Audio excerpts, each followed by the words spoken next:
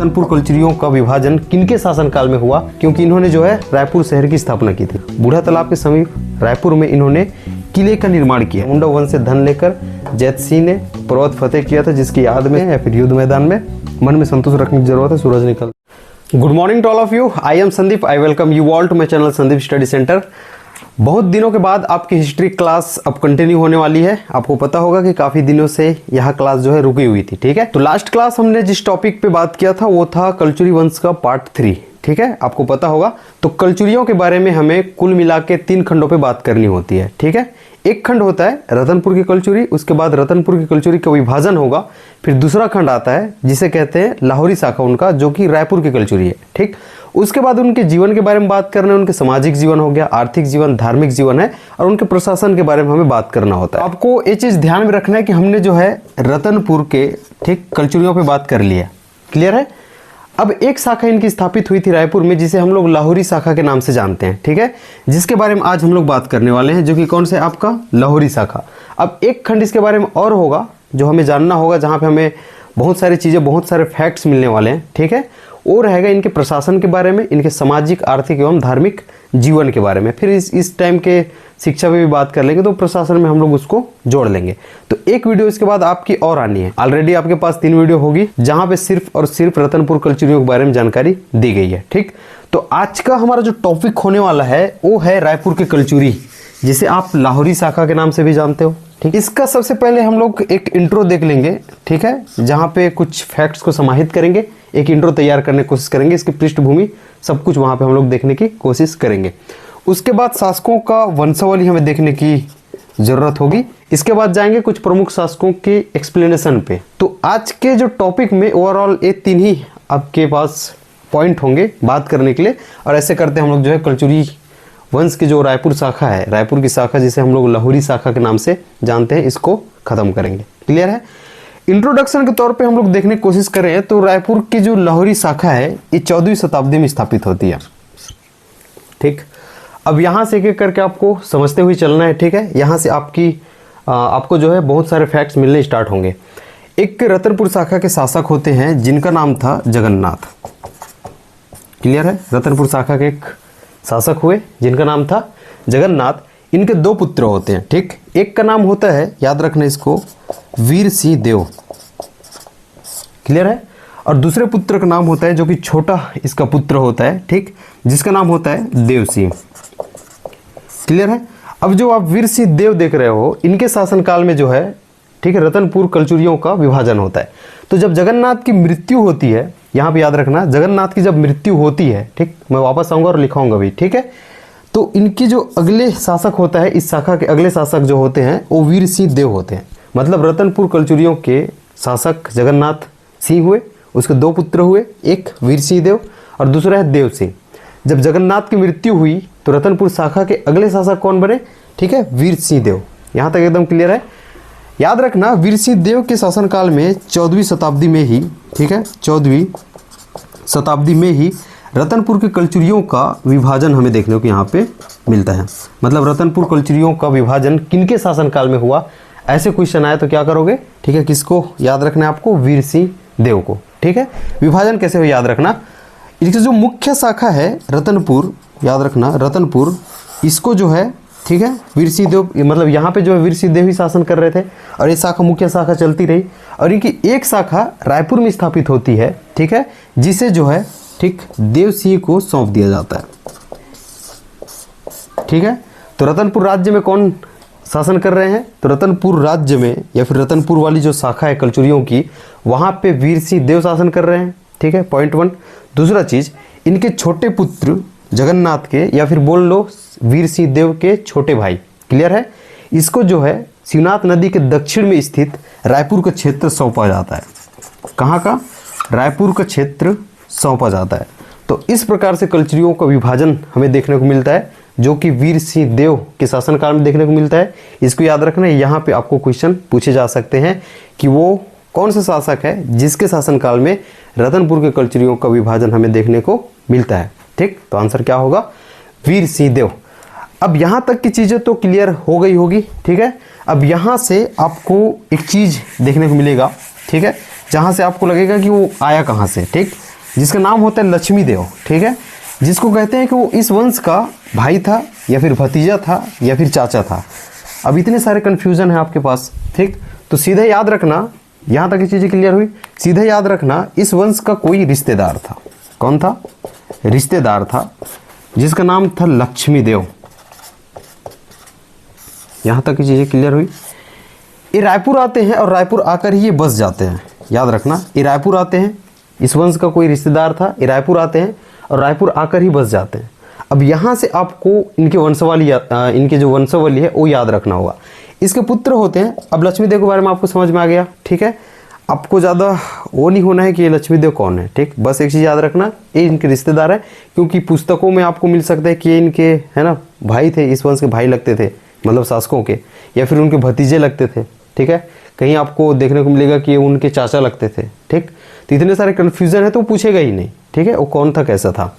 सीधा याद रखना है इस वंश का वो रिश्तेदार था जो आया था, रायपुर आया, रायपुर आके बसा, जिसका नाम लक्ष्मी देव था, जो कि शासक के रूप में आप देखते हो।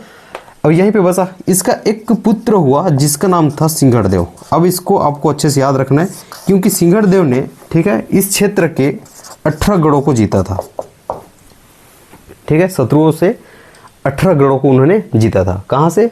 जो रायपुर वाले क्षेत्र से, ठीक है।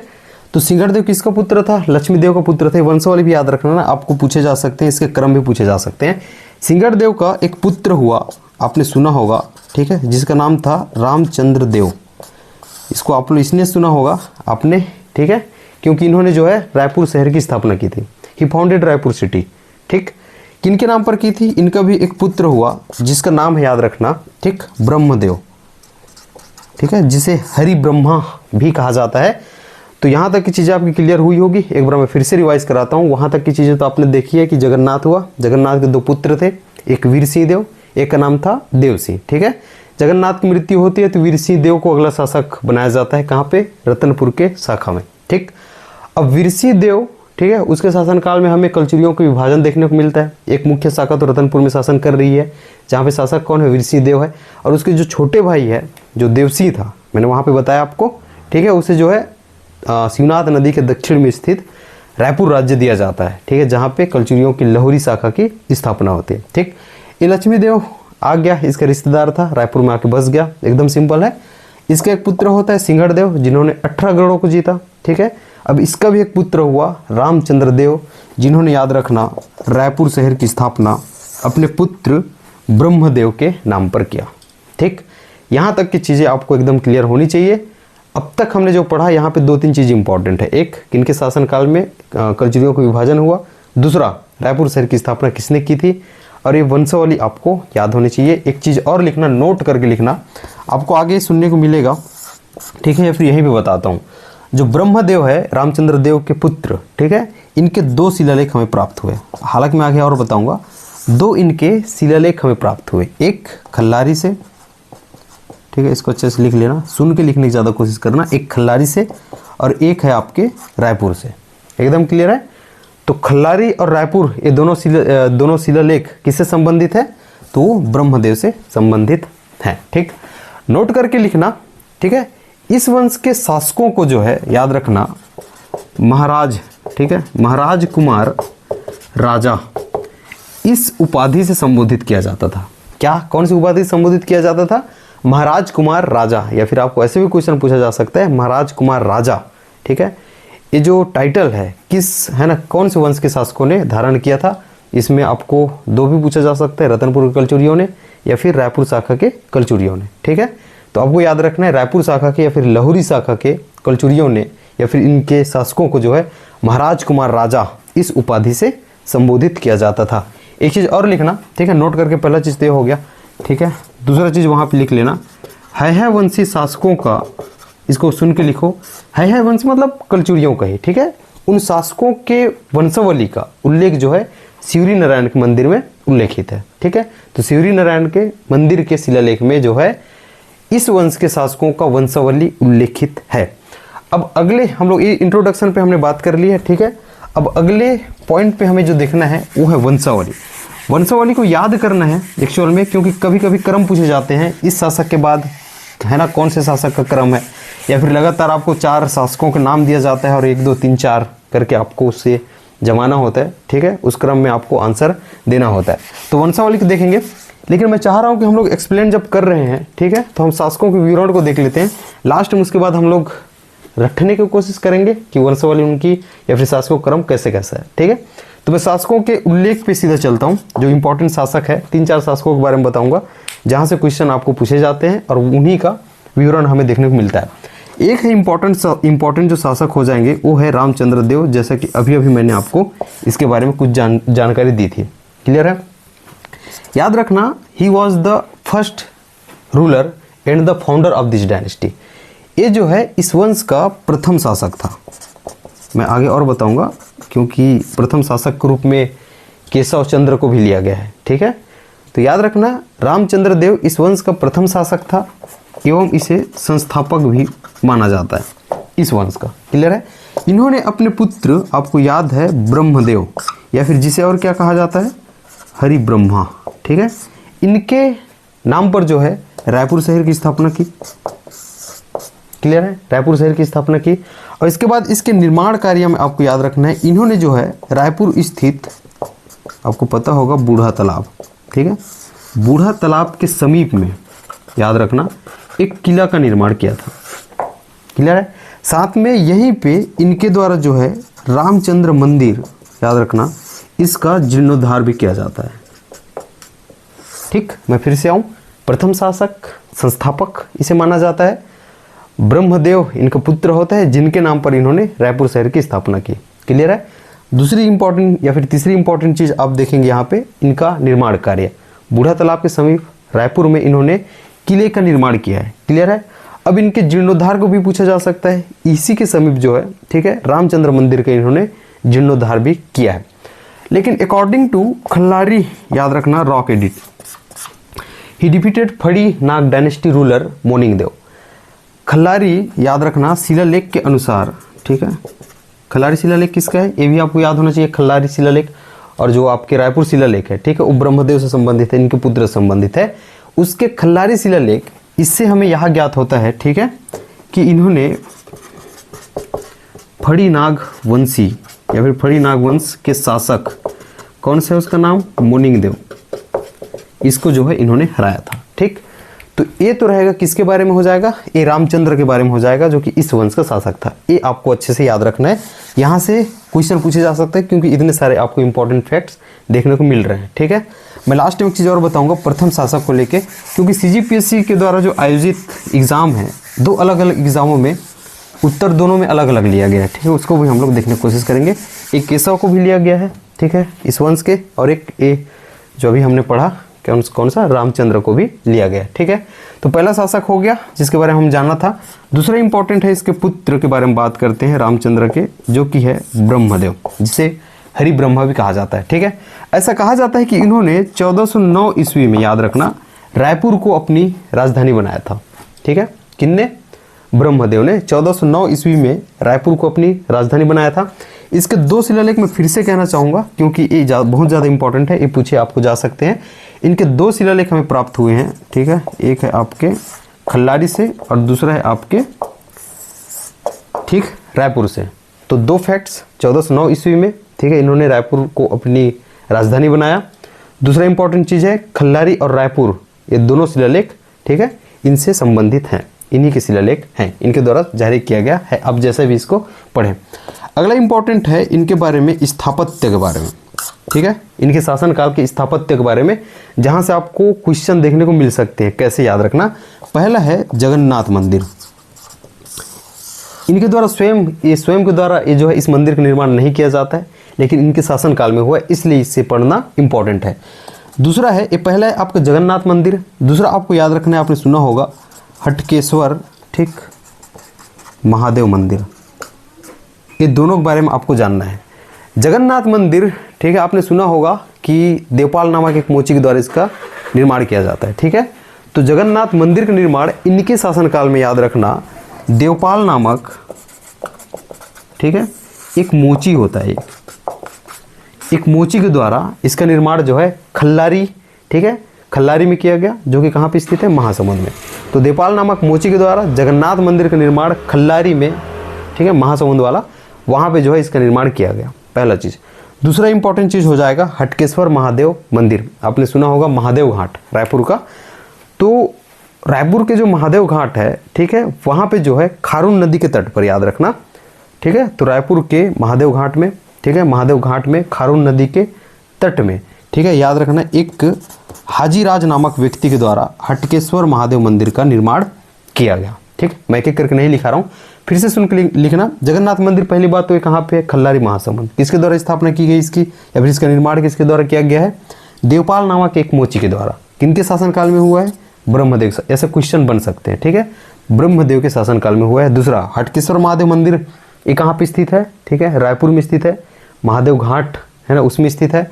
किस नदी के तट पर स्थित है? खारून नदी के तट पर स्थित है, जो कि आपको ये भी पता है कि रायपुर शहर जो है खारून नदी के तट पर ही स्थित है। ठीक है, ये फैक्ट्स आपको पता होगा।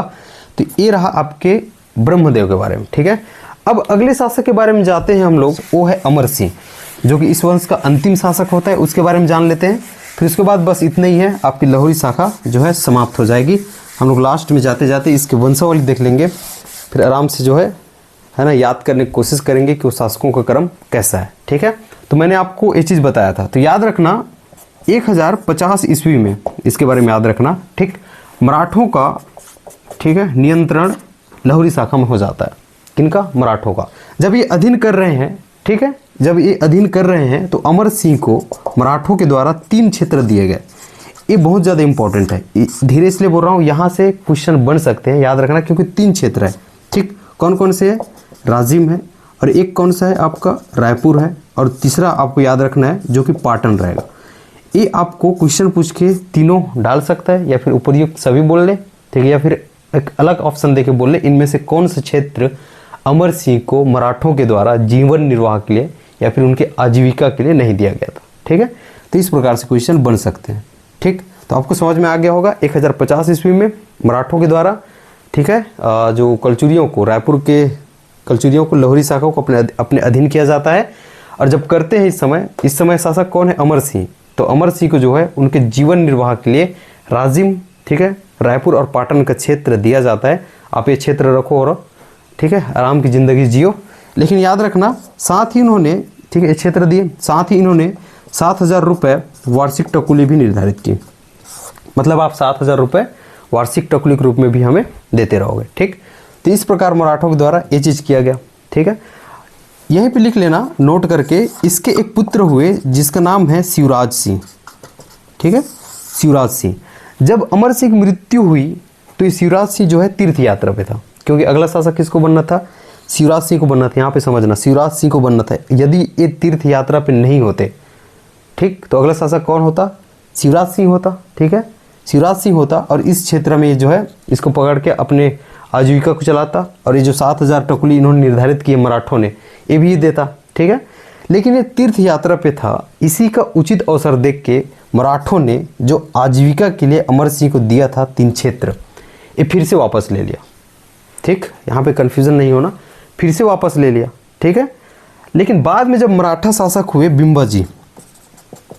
बिंबा जी के शासनकाल में शिवराज सिंह को, ठीक है, महासमुंद स्थित, याद रखना, महासमुंद तहसील के, ठीक है, महासमुंद तहसील के बड़गांव और इसके साथ में कुछ अन्य गांव, ये फिर से इन्हें जीवन निर्वाह के लिए दिया जाता है। किसको इस बार दिया जाता है?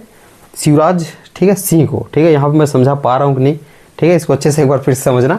ये जो आपके अमर सिंह हैं 1050 ईस्वी में, इनके शासनकाल में जो है मराठों के द्वारा इसको अपने अधीन कर लिया जाता है। किसको? लाहौरी शाखा को कर लिया जाता है। ठीक है, उसके बाद अमर सिंह को जीवन जीने के लिए 3 क्षेत्र दिए जाते हैं। ठीक, और 7000 वार्षिक टकुली निर्धारित की जाती है। जब अमर सिंह की मृत्यु होती है तो है ना, उस दौरान जो है, ठीक है, मृत्यु के दौरान जो शिवराज सिंह हैं ये तीर्थ यात्रा पर गए थे। इसी का उचित अवसर देख के मराठों ने ये 3 क्षेत्र फिर से वापस ले लिया। ठीक, लेकिन बाद में जब बिंबा जी शासक हुए, कहाँ पे? मराठा शासक बने बिंबा जी। ठीक है, तो इनके शासनकाल में इस शिवराज सिंह को महासमुंद के तहसील स्थित बड़गांव प्लस अन्य क्षेत्र जो है, ये क्षेत्र जो है अब शिवराज सिंह को जीवन निर्वाह के लिए दिया जाता है। ठीक है, लेकिन याद रखना, इसको नोट करके लिख ही लो। ठीक है, लाहौरी शाखा या फिर कलचुरियों के लाहौरी शाखा के अंतिम शासक के रूप में अमर सिंह को माना जाता है। तो अंतिम शासक कौन है इस वंश के? अमर सिंह है। बस इतना है लाहुरी शाखा। अब हमें शासकों का क्रम देखना है, हालांकि उसको पहले देखना था, ठीक है, लेकिन हम लोग जब एक्सप्लेन कर रहे थे तो साथ में हम लोग एक्सप्लेनेशन को सामने ले आए, तो सोचा कि चलो शासकों को ही देख लें। इसके बाद अब हम लोग याद करने की कोशिश करेंगे इस वंश के वंशावली को, ठीक है। तो लाहुरी शाखा के वंशावली, ये आपका अगला पॉइंट है। अब यहाँ पे देखने की कोशिश करना, ठीक, एक एक करके देखना। यहाँ तक की बात तो आपको समझ में आ गई होगी, जो कौन है? लक्ष्मी देव है। इसके बाद मैंने क्या कहा था इसके बारे में? इसके पुत्र है सिंहड़, ठीक है, सिंहड़ देव। इसके आगे मैंने कहा था सिंहड़ देव के बाद जो है रामचंद्र देव। इसके बाद भी मैंने एक चीज़ और कहा था, इसका पुत्र था ब्रह्मदेव, ठीक है। ये चीज़ कैसी भी करके याद कर लो। इसके बाद मैं पूरा लिख रहा हूँ, फिर इसको मैं है ना याद कराने की कोशिश करूँगा, ठीक। अगला जो शासक होते हैं वो है केशव, ठीक है, केशव देव, ठीक। इसके बाद जो शासक होंगे वो है भुवनेश्वर, केशव देव, भुवनेश्वर देव, ठीक है। इसके बाद आप देखोगे, ठीक, मानसी देव आ जाएगा। उसके बाद संतोष देव, ठीक, फिर आएगा सूरज देव, ठीक। उसके बाद इसमें एक चीज़ और आएगा, सूरज देव के बाद जो होते हैं वो है सैन सिंह। क्लियर है? ये हमें सेपरेट याद करना है, हालांकि इसके आगे और शासक हैं, ठीक है, लेकिन ये हमें सेपरेट याद रखना है, ठीक। मैं आगे चलता हूँ और शासकों पे। सैन सिंह के बाद जो हमें देखना है वो है आपके चामुंडा, चामुंडा देव या फिर चामुंडा सिंह देव, ठीक है, चामुंडा सिंह देव, ठीक है, वंशी देव, ठीक। उसके बाद हो जाएगा धनसी, धनसी, चामुंडा हो जाएगा, वंशी, ठीक है, धनसी, जैत सिंह आ जाएगा उसके बाद, ठीक है, फतेह सिंह है, ठीक, जैत सिंह है, फतेह सिंह है, ठीक। उसके बाद आ जाएगा याद सिंह हो जाएगा, ठीक है, ठीक, याद सिंह हो जाएगा, फतेह सिंह है, याद सिंह है, ठीक। यहाँ पे मैं भूल रहा हूँ। तो चामुंडा देव है, वंशी, धनसी है, जैत सिंह है, फतेह है और आपके याद सिंह है, ठीक है। यहाँ पे हो जाएगा उसके बाद सोमदत्त है, बिल्कुल सोमदत्त है, ठीक है, बलदेव सिंह है, ठीक है, उमेंद्र है इसके बाद, ठीक है, सोमदत्त है, बलदेव है, उमेंद्र है। उसके बाद हो जाएगा आपके वीरपाल, ठीक है, या फिर बनवीर हो जाएगा यहाँ पे, ठीक, बनवीर सिंह हो जाएगा, ठीक है। उसके बाद अमर सिंह हो जाएगा, परफेक्ट है, अमर सिंह, ठीक। मैं इसको एक बार मिला लेता हूँ, है ना, क्योंकि शासक का क्रम भी बहुत ज़्यादा इंपॉर्टेंट है। लक्ष्मी, सिंहड़, राम, ब्रह्म, ठीक है, केशव हो जाएगा, भुवनेश्वर सही है, मानसी हो जाएगा, संतोष, सूरज, उसके बाद सैन सिंह, बिल्कुल सही है, चामुंडा, वंशी, धन, जैत है। उसके बाद आपका फतेह सिंह है, याद सिंह देव है, ठीक, सोमदेव है, ठीक है, सोमदेव है। उसके बाद हो जाएगा आपका बलदेव है, बिल्कुल सही है, उमेंद्र सिंह है, बनवीर सिंह है और आपका अमर सिंह है, बिल्कुल सही। इसको अब हम लोग याद करने की कोशिश करते हैं, ठीक है। हालांकि इम्पॉर्टेंट अगर किसी एग्जाम में 2-3 नंबर पूछ रहा है तो वहाँ पे इतना इंपॉर्टेंट होता नहीं, क्योंकि वो बेसिक क्वेश्चन को उठाएगा, ठीक। लेकिन आपको CGPSC लेवल में पढ़ना है, CGPSC है ना, वहाँ पे भी एक क्रम पूछे जा सकते हैं, ठीक है। तो अब हम लोग देखने की कोशिश करते हैं। लक्ष्मी देव है, सिंहड़ है, राम है और ब्रह्मदेव। यहाँ तक कि हमने चीज़ों को एक्सप्लेन किया था, तो ये चीज़ आपको याद हो गई होगी, क्योंकि एक्सप्लेनेशन है तो वहाँ पे याद हो जाती है। यहाँ से देखना याद होगा कि नहीं। ब्रह्मदेव है, केशव है, भुवनेश्वर है, मानसी देख रहे हो, संतोष है, सूरज है, उसके बाद सैन। मैं ट्रिक से बचता हूँ, मुझे ट्रिक नहीं आती है, फिर भी मैंने बनाया। याद रखना ब्रह्मदेव के बारे में, ठीक है। ऐसे इमेजिन करना कि जो आपके केशव देव के बारे में इमेजिन करना कि केशव देव जो है ना, अभी युद्ध स्थल में फंसे हुए हैं। केशव और भुवनेश्वर ये युद्ध स्थल में फंसे हुए हैं, शाम हो रही है, ठीक है। इसको याद रखोगे तो याद आ ही जाएगा। शाम हो रही है, उनके पास सेना नहीं है, ठीक, और युद्ध स्थल में फंसे हैं, युद्ध चल रही है। तो केशव और भुवनेश्वर, इनको जो है अभी मन में संतोष रखने की ज़रूरत है, ठीक है। केशव और भुवनेश्वर मन में संतोष रखो, सूरज निकलते ही सैन्य पहुंच जाएगी, ठीक है। मतलब सूरज निकलते ही सैन्य सहायता आपके पास पहुंच जाएगी। तो केशव, भुवनेश्वर, मन में संतोष रखो, सूरज निकलते ही, ठीक है, आपके पास सैन्य सहायता पहुंच जाएगी। तो ये आपको याद हो गया होगा, ठीक। ये करके देखना, याद हो जाएगा 2-3 बार। ये यहाँ बहुत है ना, थोड़ा सा खतरनाक टाइप से आपको लगेगा, मुझे ट्रिक नहीं आती, मैं सीधा याद कर लेता हूँ। जैसे कि आपको चामुंडा है, वंशी, धन, फतेह है, ठीक है। उसके बाद आप फतेह है और उसके बाद याद हो जाएगा, फिर सोमदत्त हो जाएगा, ठीक। उसके बाद हमने बलदेव की बात करी है, उमेंद्र की बात की होगी, ठीक है, बलदेव, उमेंद्र, फिर बनवीर, फिर अमर। मैं ऐसे करके याद कर लेता हूँ, लेकिन आपको है ना थोड़ा ट्रिक देने की कोशिश करता हूँ, कैसी भी रहे बस उसको याद रख लेना। चामुंडा देव है, वंशी है, धन है, याद रखना। चामुंडा वंश से धन लेकर जैतसिंह ने, याद रखना, चामुंडा वंश से धन लेकर जैतसिंह ने, ठीक है, जो पर्वत फतेह किया था, जिसके याद में, याद रखना, जिसके याद में सोमवार को बलपूर्वक उमंग से बलवीर सिंह अमर हो गया। ठीक है, इसको अच्छे से याद रखना। मैंने कहा चामुंडा वंश से, याद रखना, चामुंडा, ठीक है, वंश से धन लेकर, चामुंडा वंश से मतलब चामुंडा देव हो जाएगा, वंशी देव हो जाएगा, धन लेकर धनसिंह हो जाएगा। जैतसिंह ने जो पर्वत फतेह किया था, फतेह सिंह आ गया, ठीक है, उसकी याद में याद सिंह, ठीक है, सोमवार को, ठीक है, तो ये हो जाएगा सोमदत्त, ठीक है, सोमवार को मतलब सोमदत्त, बलपूर्वक मतलब हो जाएगा क्या, बलदेव सिंह, उमंग होकर मतलब हो जाएगा उमेंद्र, बनवीर सिंह ने, ये तो आ ही गया इसका नाम, ठीक है, या फिर बलवीर सिंह, ठीक है, अमर हो गया। अब जैसा भी आप करना चाहो इसको, लेकिन आपको ये है कि आपको याद आ जाना चाहिए।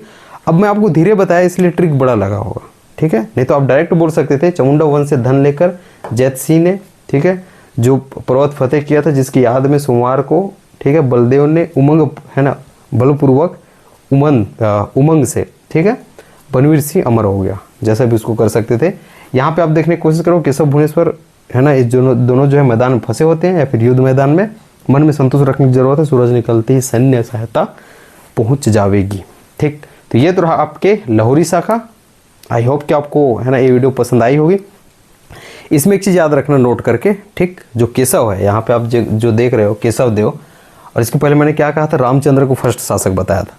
तो दोनों के द्वारा ये दोनों को जो है अलग अलग टाइम में अलग अलग आंसर लिया गया है। ठीक, तो दो अलग अलग आयोजित हुई एग्जाम में, एक एग्जाम में रामचंद्र को प्रथम शासक कहा गया, ठीक है, और एक एग्जाम में जो है केशव देव को कहा गया है। लेकिन जहाँ पे केशव देव ना हो तो रामचंद्र को, है ना, मारना, जहाँ पे रामचंद्र ना हो केशव देव को आपको टिक करके आना है। तो ये तो रहा आपकी लाहौरी शाखा।